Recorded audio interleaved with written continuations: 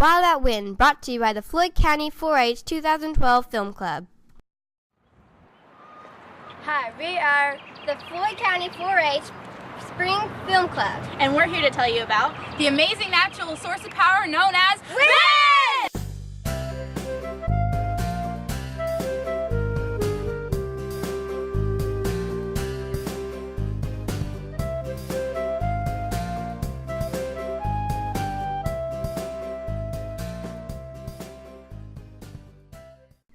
What would the world be like without the wind? And this is one of my favorite words. This is a picture of what's called the thermohaline cycle, right? Have you guys ever heard of that?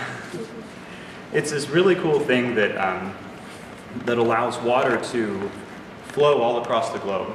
And it takes thousands of years for water to get to here, go all the way around and get back to here. And basically and the wind is part of the reason why this cycle happens. So the water doesn't just stay there, right?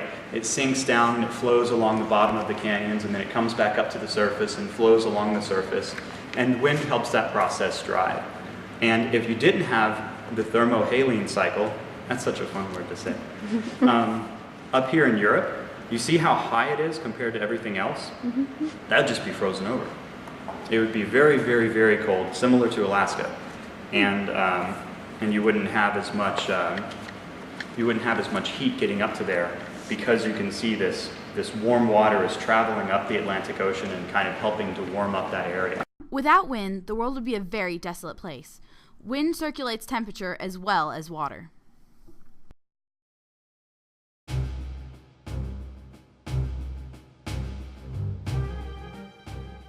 We need wind for all kinds of reasons, the most basic of which is to simply sustain life.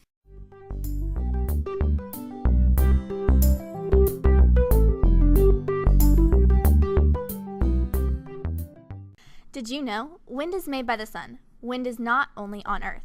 A normal breath causes a 5-mile-per-hour wind, but a sneeze can travel at a speed of 100 miles per hour.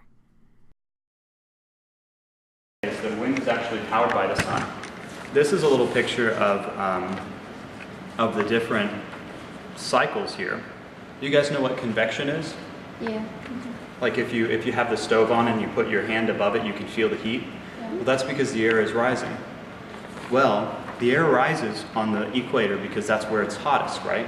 So the sun heats up the earth and heats up the air. So these are storms on Jupiter, and those storms are powered by wind, right? So wind isn't just on Earth. Wind can be anywhere in the galaxy. And without any kind of wind power, you wouldn't have that big red spot that people know about, right? So one thing about wind power that you need to know is that it gets, as you get near the ground, you can see these little kind of swirly things. These mean that the wind is more turbulent. You lose some of the power. As you go higher and higher, you get closer to the jet stream. You guys know what the jet stream is? And the wind gets more even flow and more predictable.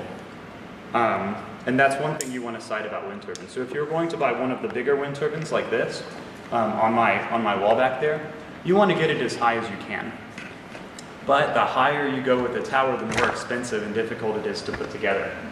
So that's one thing you have to balance. You can get a 5,000-foot tower and it would cost billions of dollars, or you can put something on your roof, but it won't get as much wind as if it were really high up. Did you know that more people come together when there is a natural disaster than at any other time? I was really impressed with the level of community involvement afterwards, but I would really hope that we can see that before, and it doesn't take a lot of damage to see that, you know what I mean?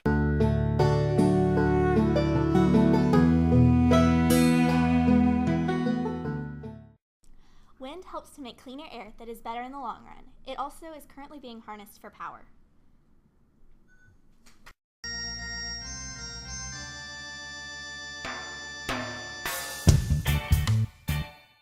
So with our specific turbine here, you can see these little cups. So the wind gets caught in this cup and pushes on this cup here. But this side deflects the wind. So the wind kind of just flows around it. So it catches this cup here and turns it, and then it catches this cup here, and it keeps spinning like that, right? So then you get a wind turbine that spins, and then underneath it, you have a generator like this. That generator spins. The generator puts the voltage that you guys saw into this thing,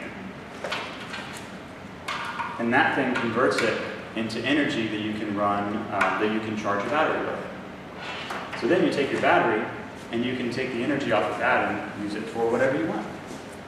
Does that make sense? So it all goes back to the wind pushing on this turbine and making it spin.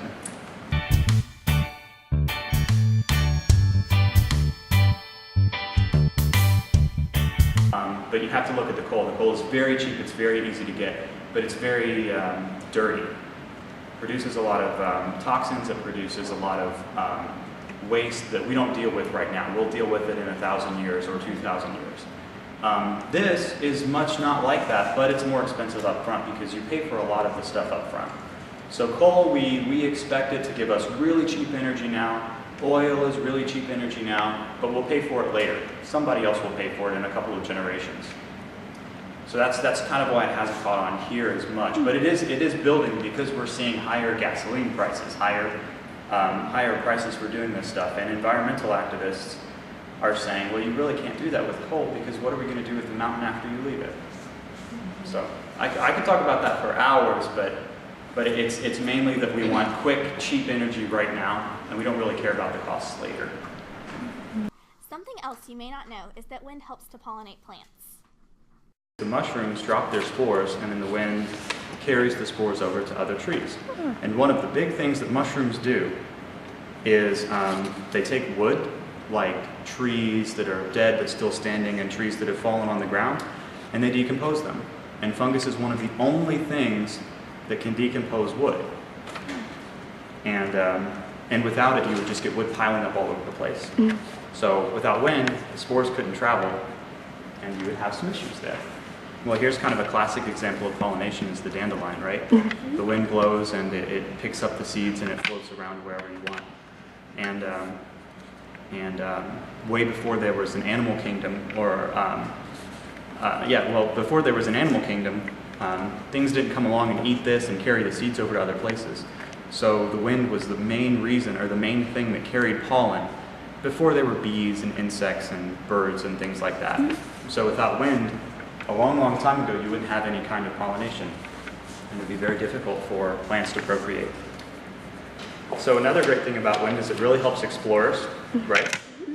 And if you can imagine the ships before we had sailing ships looked something like that.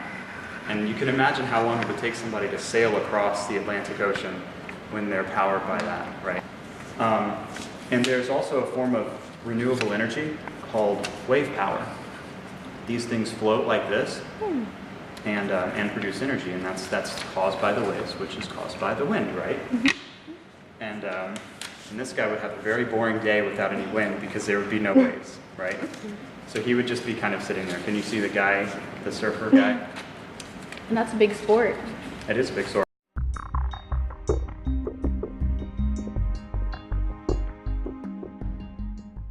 One of the negative effects of wind is that it can cause or worsen natural disasters like tornadoes, hurricanes, monsoons, windstorms, and sandstorms, thunderstorms, and wildfires.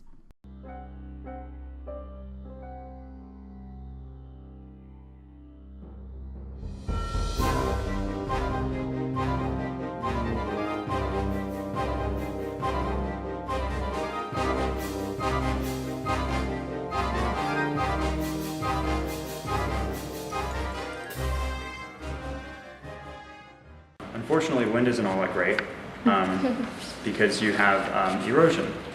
And erosion is good because it brings mountains down and it continually causes change. Otherwise, you would have large mountains in some places, and the only thing that would degrade that is water. And the water also is carried by clouds, which is moved by the wind. So the Appalachian Mountains. Nothing would circle Right. like it's supposed to. Right. So the Earth just. Huh? Himalaya? What's that? Himalaya? Right. Tallest mountain, right? yeah, those would kind of stay there, and there would be no balance. New mountains would form, and old ones wouldn't die. So you would have probably a lot rockier of a landscape. And also, soil is caused by erosion of rock too, right? So you wouldn't have as much soil because there's no wind to erode, and there's no water falling because there's no storm, because the wind doesn't carry the clouds everywhere, right? So here's kind of a picture of the sandstorm. And another bad thing about erosion, though, is if we don't take care of our soil, it can cause things like the Dust Bowl. If you guys have heard of that, it was in the 1920s and 30s, sometime around there, where all of our topsoil for our crops blew away because of the wind, and it was very difficult to plant. And we learned from that mistake, and hopefully we won't do it again. It can cause tornadoes, and I found a neat picture of a tornado with wind turbines in the background here, or the foreground. Whoa. And you can see, it doesn't look like a very big tornado, but you can see it in the background there. The poor wind turbines. I know, they should survive though. And then some neat little lightning bolt with the wind turbine there. And then it can also cause hurricanes. An everyday negative effect of wind that you may not have considered is that it disrupts clothing and accessories.